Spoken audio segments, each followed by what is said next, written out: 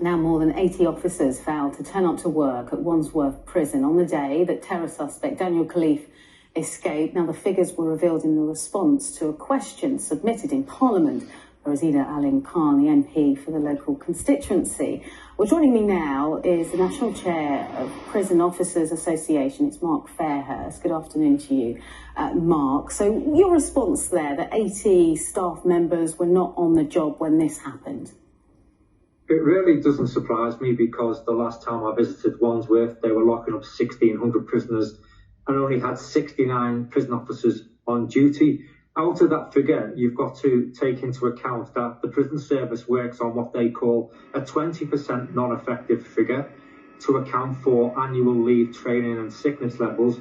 But because of chronic staffing shortages at Wandsworth and high sickness levels, they're double what is expected them to work to. So it comes as no surprise to me and highlights how much pressure staff are under and how dangerous our job is and how much security can be compromised if we don't invest in our prisons.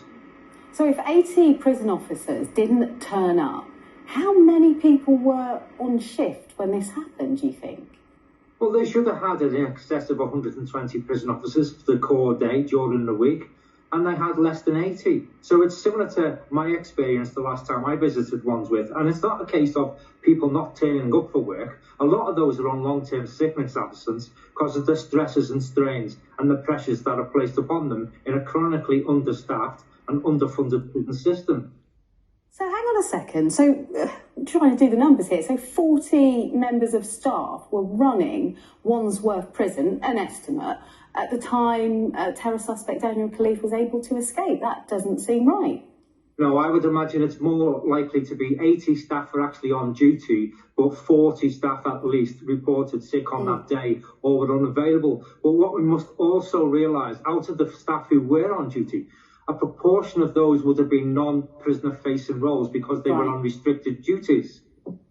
So look, Alex Chalk, the Justice Secretary, he has launched investigations. How useful do you feel investigations are by ministers when actually it sounds like urgent action needs to be taken, particularly down at Wandsworth?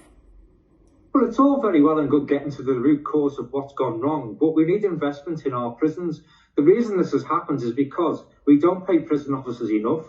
We expect them to work to the ripe old age of 68 because our pension age has been increased.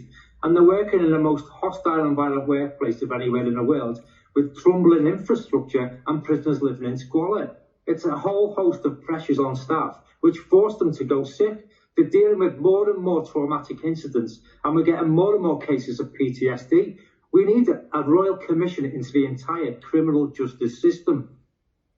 What's it like down at Wandsworth? There are many commentators saying that actually it's a decrepit Victorian, rodent-ridden institution that should be closed down. It shouldn't be closed down at all. What we should do is what we've done to other Victorian jails that have experienced similar issues, and we should invest in those prisons. So what we should do is close it down wing by wing, totally modernise it and reduce the prison population so the staff on duty have a fighting chance of doing what's expected of them. It's no good criticising. We need to do something about it. But, you know, it's not a popular idea. Taxpayers' money being used to update and upgrade prisons. People don't want to hear that. I understand it's not a vote winner, and I understand the perceptions of the general public, but what the general public must realise is 99% of prisoners incarcerated will one day be your neighbour or be living in your communities. Do we want them coming out with hope after having had a chance of being rehabilitated? Or do we want them coming out fighting a system and being bitter and twisted? Let's give the people in our care a chance, and let's back our staff and invest in our prisons.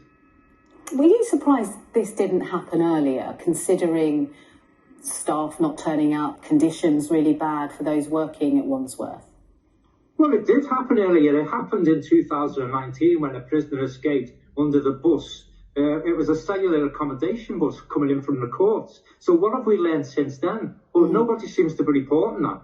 Wandsworth staff are more than aware of it. What this is down to is years of neglect in our prison system by a government intent on cut, instead of invest.